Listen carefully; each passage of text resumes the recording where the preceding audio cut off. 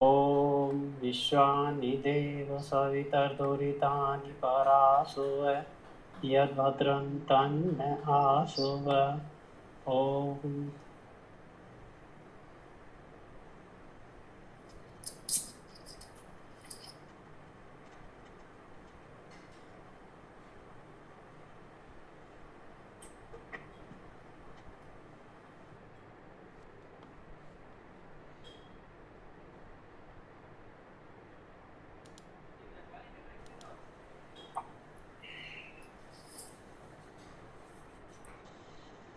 सत्यार्थ प्रकाश स्वाध्याय कक्षा के अंदर आप सभी का स्वागत।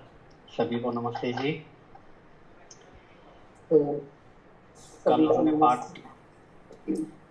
कल हमने पाठ को पूरा तो कर लिया था, परंतु नेटवर्क के कारण कुछ समझ में आया, कुछ नहीं आया। तो आज उसको दोबारा से शुरू करते हैं और आज प्रथम समोल्लास का समापन हो जाएगा।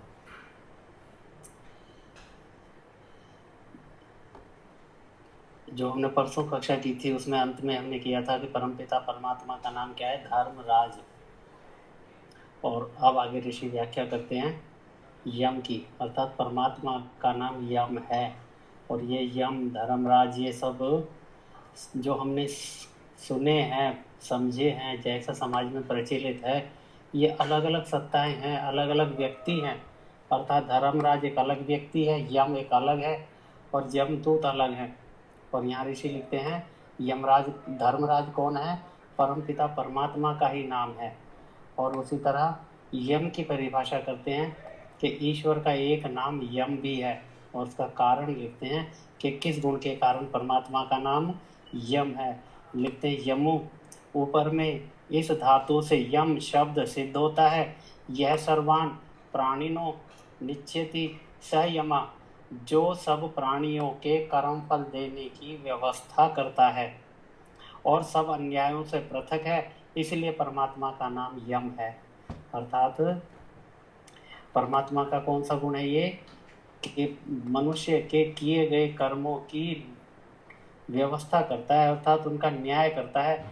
पाप रूप कर्म का फल दुष्ट रूप कर्मों का फल पाप रूप में और पुण्यों का फल सुख रूप में देता है। तो इसलिए कहते हैं कि सब प्राणियों के कर्म फल देने की व्यवस्था करता और सब अन्यायों से पृथक है। अर्थात परमात्मा कभी भी अन्याय नहीं करता। अर्थात कैसा न्याय करता है? यथावत करता है। जिसका जैसा जैसा कर्म वैसी वैसी ही उसकी न्याय व्यवस्था है। इसीलिए परमात्मा का नाम यम है। अर्थात यम नाम की कोई सत्ता, कोई व्यक्ति या यमाल्य कहते हैं कि वहाँ पर एक अलग है। जब एक व्यक्ति मरता है तो उसकी आत्मा को निकाल कर कहाँ? यमालय पहुँचा दिया जाता है और वहाँ पर यम उसके सारे पाप पुण्यों का लेखा जोखा करके स्वर्ग और नरक में भेज देते हैं। तो ऐसी कोई भी व्यवस्था कहीं पर भी नहीं है। यम नाम परमात्मा का है और उसका कारण भी लिखा है कि वह कर्मफल देने की व्यवस्था करता है, इसीलिए परमात्मा का नाम यम है। और आगे लिखते हैं भगवान के लिए लिखा है। भगवान शब्द का प्रयोग हम सामान्यतः जैसे ईश्वर, परमात्मा, भगवान, इन शब्दों का प्रयोग हम सामान्यतः करते रहते हैं। तो परमात्मा का एक नाम भगवान भी है और वो किस कारण से है? लिखते हैं भज सेवायाम, इस धातु से भग, इससे मतुप होने से भगवान शब्द सिद्ध होता है। भगा सकल ऐश्वर्यम सेवनम व विद्यते यस्य सह भगवान, जो समग्र ऐश्वर्य से युक्त व भजने के योग्य है। यहाँ दो गुणों की व्याख्या ऋषि ने की है कि परमात्मा कैसा है? समग्र ऐश्वर्य से युक्त है। संसार का जितना भी ऐश्वर्य है वो किसका है? परमपिता परमात्मा का है। वो ऐश्वर्यशाली है। इसीलिए परमात्मा का एक नाम इंद्र भी है कि परमात्मा सब ऐश्वर्यों का स्वामी है। इसीलिए कहते हैं कि समग्र ऐश्वर्य से युक्त, और दूसरा लिखा है भजने के योग्य है। अर्थात परमात्मा का भजन किया जाना चाहिए, उसकी स्तुति प्रार्थना उपासना की जानी चाहिए। इसीलिए उस ईश्वर का नाम भगवान है। अब यहाँ पर एक आगे शब्द की व्याख्या की है, वह है मनु। कहते मन जाने, धातु से मनु शब्द बनता है। यो मन्यते स मनु, जो मनु अर्थात विज्ञानशील और मानने योग्य है, इसलिए उस ईश्वर का नाम मनु है। मनु किसका नाम है ईश्वर के अलावा? जिन्होंने मनुस्मृति बनाई थी, ऋषि हुए हैं मनु नाम से, और उनकी मनुस्मृति क्या है? आर्यों का संविधान है, कैसे राज्य व्यवस्था की जाती है, सामाजिक व्यवस्थाएं कैसे रहती हैं, उसके अंदर सारे नियम उपनियम दिए हुए हैं। वो मनुस्मृति के नाम से वो ग्रंथ हमारे पास उपलब्ध है। परंतु यहाँ पर मनु कौन है? यहाँ पर मनु परमात्मा का नाम है। और किस कारण से है? लिखते हैं जो मनु अर्थात विज्ञानशील और मानने योग्य है। अर्थात परमात्मा कैसा है? विज्ञानशील है। पूरा का पूरा विज्ञान किसके पास है? परमपिता परमात्मा के पास है। और साथ में मानने योग्य है, अर्थात किसका मान्य करना चाहिए? परमात्मा का करना चाहिए। किसका आदर करना है? परमात्मा का आदर, अर्थात उसके ज्ञान को माना जाना चाहिए। तो इसीलिए कहते हैं, इसीलिए उस ईश्वर का नाम मनु है। आगे लिखते हैं, परिपालन पूर्ण हो, इस धातु से पुरुष शब्द सिद्ध हुआ। यह स्वव्याप्त्या चराचरम जगत प्रीणाति पूर्यति वासा पुरुषा, जो सब जगत में पूर्ण हो रहा है, इसलिए परमेश्वर का नाम पुरुष है। पुरुष किस लिए कहा है? कि सब जगत में पूर्ण हो रहा है, अर्थात पूरे जगत में व्यापक है, कोई भी स्थान खाली नहीं जहां पर परमात्मा ना हो, इसलिए परमात्मा का नाम पुरुष है। और आगे लिखते हैं, डूब रही है, धारणा पोषण हो, विश्व पूर्वक इस धातु से विषंबर शब्द सिद्ध होता है। यो विषम विभरती धरती पुष्णाति वासा विषंभरो जगदीश्वर। अर्थ करते हैं, जो जगत का धारण और पोषण करता है, इसलिए उस परमेश्वर का नाम विशंभर है, अर्थात जगत का धारण करता है। तो परमात्मा क्या करता है? इस जगत को उत्पन्न करता है और उसके बाद उसका धारण भी परमात्मा करता है। जबकि पौराणिकों में क्या कहते हैं कि इस संसार का बनाने वाला कौन? बोला ब्रह्मा, और उसको चलाने वाला विष्णु, और संहार करने वाला शिव। अर्थात तीन सत्ताएं वो मानते हैं कि बनाया किसी और ने, चलाता कोई और है। और बोला ये जब नष्ट करना हो तो फिर किसकी ड्यूटी लगाते हैं? बोला महादेव की, वो नष्ट करने के लिए तैयार है। परंतु यहाँ ऋषि कहते हैं कि इस संसार को चलाने वाला कौन है? कहते हैं जगत का धारण और पोषण करने वाला परमात्मा है, और इसी गुण के कारण उसका नाम विशंभर है। आगे लिखते हैं, कल संख्या में, यह भी एक महत्वपूर्ण शब्द है, इसका देखेंगे। इससे क्या बना? काल बनता है। और इस काल को हम कैसा जानते हैं? और यहाँ ऋषि क्या परिभाषा करते हैं? लिखते हैं, इस धातु से काल शब्द बना, कलयति संख्याति सर्वान पदार्थान नाम से काला, अर्थात जो जगत के सब पदार्थ और जीवों की संख्या करता है, इसीलिए उस परमेश्वर का नाम काल है। और हम काल को कैसे जानते हैं? एक भयंकर रूप में जानते हैं कि परमात्मा क्या है। वो काल कौन है? कि जो आत्मा को, जो मनुष्य को मार देता है, अर्थात उससे जीवन को छीन लेता है। कहते हैं काल आ गया, तो उसकी अलग सत्ता मानते हैं। परंतु यहाँ कहते हैं काल नाम परमात्मा का है, और किस लिए है? कि वह संसार के जितने भी पदार्थ और जीव हैं, अर्थात जड़ पदार्थ और जितनी भी आत्माएं, उन सब की संख्या उसके ज्ञान में रहती है। वह जानता है कि कितने कितने पदार्थ हैं, क्या क्या मैंने बना रखा है, और उसके बाद कितनी आत्माएं हैं और कहाँ कहाँ पर वो हैं और वो क्या कर रही हैं। अर्थात सबकी गणना परमात्मा के ज्ञान में है, ज्ञान में है, इसलिए परमात्मा का नाम काल है। और आगे लिखते हैं, शिशलरी विशेषण इस धातु से शेष शब्द सिद्ध होता है। यह शिष्य थे सशेष, जो उत्पत्ति और प्रलय से शेष अर्थात बच रहा है। अर्थात परमात्मा कैसा है? जैसे संसार की उत्पत्ति भी होती है और संसार का प्रलय भी होता है, अर्थात ये प्रकृति बनाई भी जाती है और नष्ट भी होती है।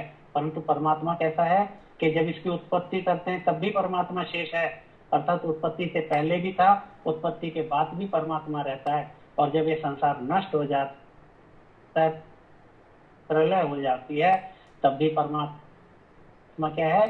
शेष रहता है, अर्थात परमात्मा ना कभी बना और ना कभी नष्ट हुआ, वह हर समय वर्तमान रहता है। इसलिए यहाँ पर की व्याख्या कैसे की है? शेष नाम से की है। तो कहते हैं इसीलिए परमात्मा का नाम शेष है। और हमारे पुराणों में क्या लिखा है? शेषनाग, एक बहुत भयंकर नाग की कल्पना की गई है शेषनाग के नाम से, जबकि ऐसी सत्ता कहीं पर भी कोई नहीं है। परमात्मा का नाम शेष है और किस लिए?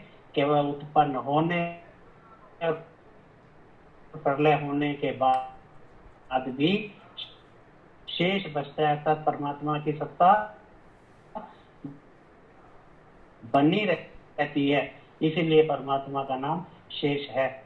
और आगे लिखते हैं, आपलरी व्याप्त, इस धातु से आप्त शब्द सिद्ध होता है। यह सर्वान धर्मात्मा न आपनोति स सर्वधर्मात्मा विराप्यते छलादि रहता स आपता। जो सत्य उपदेशक ही परमात्मा के गुण गए हैं, जो सत्य उपदेशक सकल विद्या युक्त सब धर्मात्माओं को प्राप्त होता और धर्मात्माओं से प्राप्त होने योग्य छल कपट आदि से रहित है, इसीलिए परमात्मा का नाम आप्त है। आप्त विद्वान पुरुषों को भी कहा जाता है, जितने भी महर्षि ऋषि मुनि हैं उन सबको आप्त कहा जाता है। परंतु यहाँ परमात्मा का नाम आप्त किस लिए कहा है? कि परमात्मा सत्य उपदेश देने वाला और संपूर्ण जितनी विद्या हैं उन सकल विद्या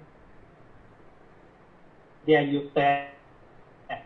और उसके बाद दो चीजें और की है, कहा है कि परमात्माओं को धर्मात्माओं को प्राप्त होने योग्य, अर्थात परमात्मा कैसा है कि उसको प्राप्त किया जा सकता है। और प्राप्त कौन कर सकता है? केवल धर्मात्मा लोग प्राप्त कर सकते हैं, विद्वान लोग प्राप्त कर सकते हैं, ऋषि मनीषी महर्षि प्राप्त कर सकते हैं, वह आत्माओं को प्राप्त होता। तो इसीलिए परमात्मा का नाम आप्त है। और साथ साथ में गुण और कहा है कि परमात्मा कैसा है? छल कपट रहित है, अर्थात परमात्मा कभी भी छल कपट नहीं करता। क्योंकि छल कपट क्या है? ये दुष्ट कार्य है जो ये व्यक्ति करते हैं, इसको अपने स्वार्थ की सिद्धि के लिए छल कपट करके दूसरों को ठगना, ये किसका कार्य है? इसमें जो दुष्ट मनुष्य हैं वो करते हैं। परंतु परमात्मा के ऐसा है, छल कपट रहित है। परंतु अगर हम पौराणिक गाथाएं देखें, पुराणों को उठाकर देखें, तो वहां पर अधिकतर जितने भी इन्होंने भगवान बनाए हुए हैं, जितने भी देवताओं की चर्चा है, उनको छल करते हुए दिखाया गया है। और योगी राज कृष्ण का तो नाम ही छलिया रखा गया है, अर्थात वह तो हमेशा क्या करता है? छल कपट करता रहता है। जबकि वो पुरुष कैसा है? योगी राज है। और योगी पुरुष कभी भी छल कपट से दूर होते हैं। और यहाँ पर परमात्मा को इसीलिए कहा है कि वह छल कपट आदि से रहित है, इसीलिए उस परमात्मा का नाम आप्त है। आगे बढ़ते हैं। अब यहाँ पर ये दो तीन जो परिभाषाएं ऋषि ने दी है उनको समझेंगे, क्योंकि उसके अंदर भी एक ऐसी व्यक्ति का वर्णन है जो कि संसार में पूजा जाता है। तो पहला लिखा है शंकर, लिखते हैं डोकरियां करने समपूर्वक इस धातु से शंकर शब्द सिद्ध हुआ। यह संकल्याणम सुखम करोति स शंकरा, जो कल्याण अर्थात सुख का करने हारा है, इससे उस ईश्वर का नाम शंकर है। अर्थात शंकर किस लिए है? कि परम पिता परमात्मा सबका कल्याण करने वाला है, इसीलिए उसका नाम शंकर है। ना कि शंकर नाम से किसी व्यक्ति की विशेष आकृति जो बना के हमको दिखाई समझाई जाती है, जिसकी मूर्ति बनाकर पूजा जाता है, वो शंकर नहीं। शंकर कौन है? परम पिता परमात्मा का नाम है। और आगे फिर कहते हैं महादेव, यह भी दूसरा नाम है उन शंकर देवताओं का। उसके लिए ऋषि लिखते हैं महत शब्द पूर्वक देव शब्द से महादेव सिद्ध होता है। यो महताम देवा स महादेवा, जो महान देवों का देव अर्थात विद्वानों का भी विद्वान है और सूर्य आदि पदार्थों का प्रकाशक है। तो यहाँ दोनों चीजों के लिए लिखा है कि जितने भी जड़ पदार्थ हैं उनको प्रकाशमान करने के लिए कौन करता है? परमात्मा करता है। तो लिखा है सूर्य आदि पदार्थों का प्रकाशक। और उसके बाद लिखा है विद्वानों का भी विद्वान, अर्थात संसार में जितने भी विद्वान धर्मात्मा व्यक्ति हैं उनको भी ज्ञान देने वाला कौन है? परम पिता परमात्मा है। और देवों का देव है, इसीलिए उसका नाम महादेव है। तो ऋषि लिखते हैं इसीलिए उस परमात्मा का नाम महादेव है। और उसके बाद चर्चा करते हैं, प्रिय तर्पणे कांतो जह इस धातु से प्रिय शब्द सिद्ध होता है। यह प्रणाति प्रियते वासा प्रिय, जो सब धर्मात्माओं, मुमुक्षुओं और शिष्टों को प्रसन्न करता और सबके कामना के योग्य है। इसीलिए उस परमेश्वर का नाम प्रिय है। प्रिय वैसे किसको कहते हैं? जिसको हम चाहते हैं, जिसकी कामना करते हैं। और यहाँ परमात्मा का नाम प्रिय किसी है? कहते हैं जो सब धर्मात्माओं, मुमुक्षुओं और शिष्टों को प्रसन्न करता है। अर्थात परमात्मा उत्तम व्यक्तियों को खुशी देता है, आनंद देता है, उनको प्रसन्न रखता है। और कहते हैं सबको कामना के योग्य है। और परमपिता परमात्मा की कामना की जानी चाहिए, वह कामना के योग्य है, उसकी पूजा उपासना की जानी चाहिए। इसीलिए परमात्मा का नाम प्रिय है।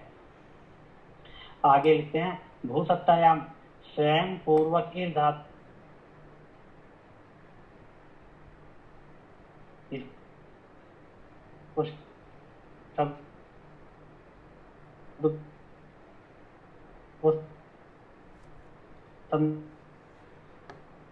जैसे सामर्थ्यशाली है, इसलिए अर्थात परमात्मा का नाम स्वयंभू है। और ये गुण किसके अंदर हो?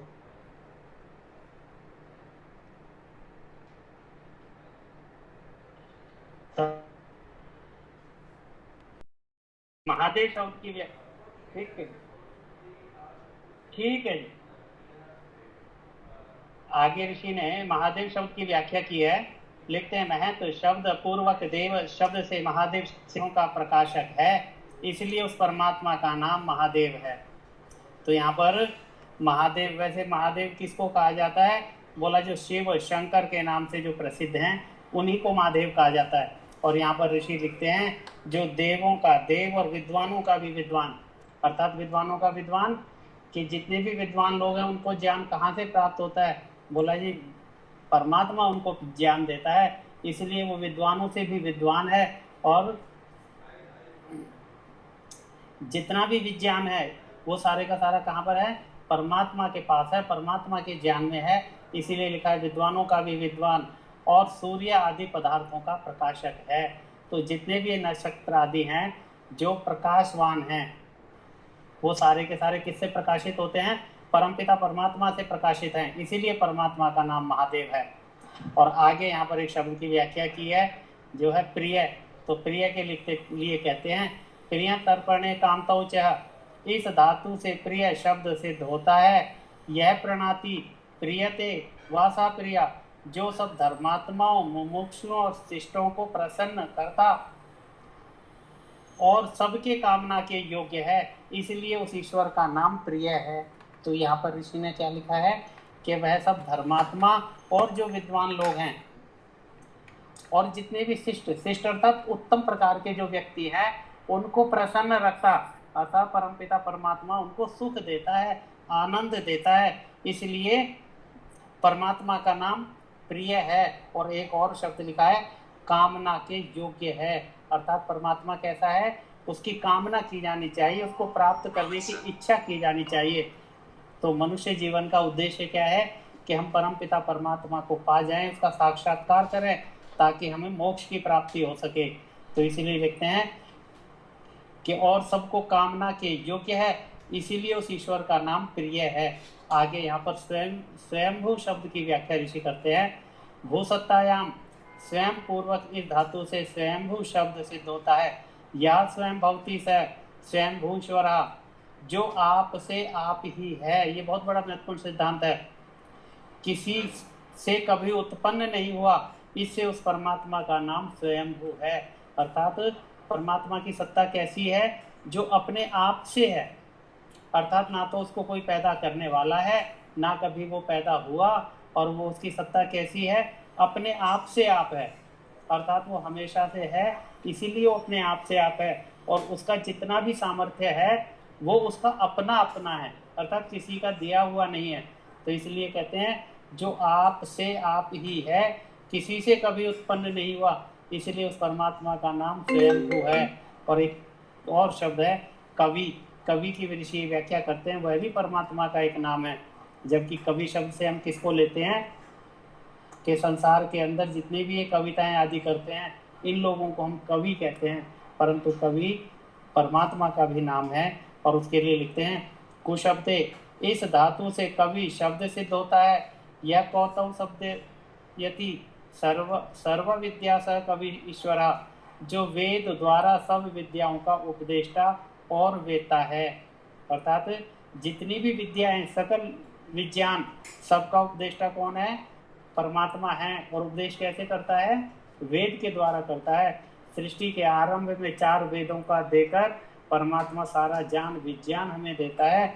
और उसके बाद लिखते हैं और वेता है। वेता कहते हैं जिसको किसी विषय का ज्ञान हो।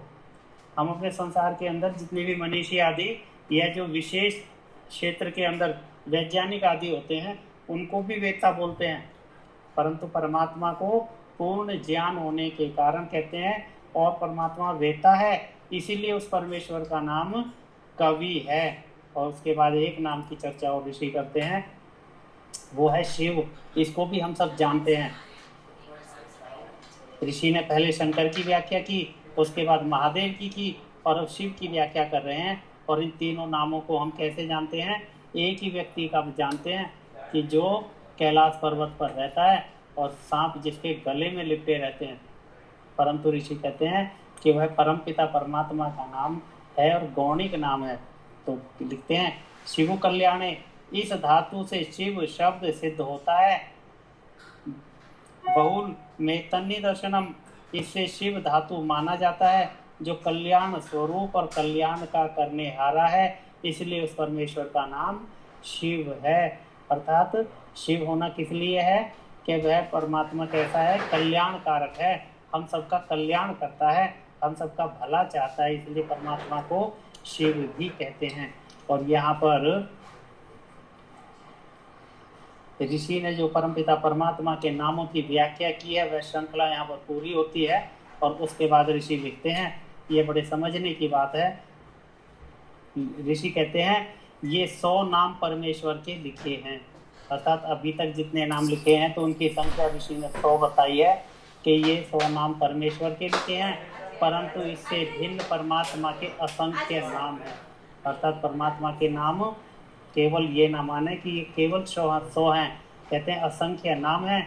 क्योंकि कारण भी साथ में दिया है, क्योंकि जैसे जैसे परमेश्वर के अनंत गुण कर्म स्वभाव हैं, वैसे उसके अनंत नाम भी हैं।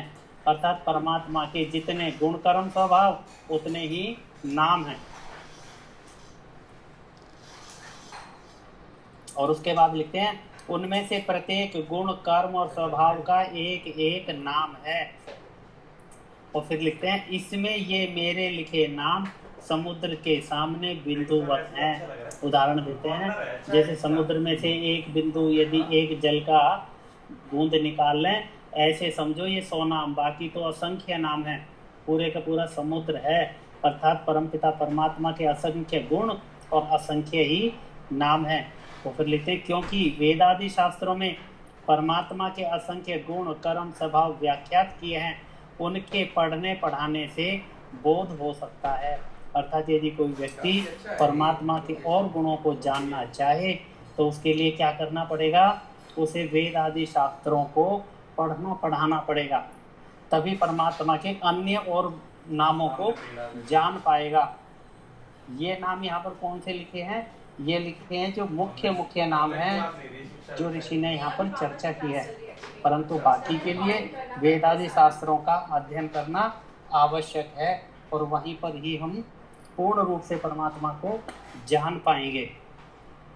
आगे लिखते हैं लेना कुछ नहीं है शिक्षा, और अन्य पदार्थों का ज्ञान भी उन्हीं को पूरा पूरा हो सकता है जो वेद आदि शास्त्रों को पढ़ते हैं। अर्थात ऋषि ने खाली ये नहीं कहा कि वेद आदि शास्त्र पढ़ने से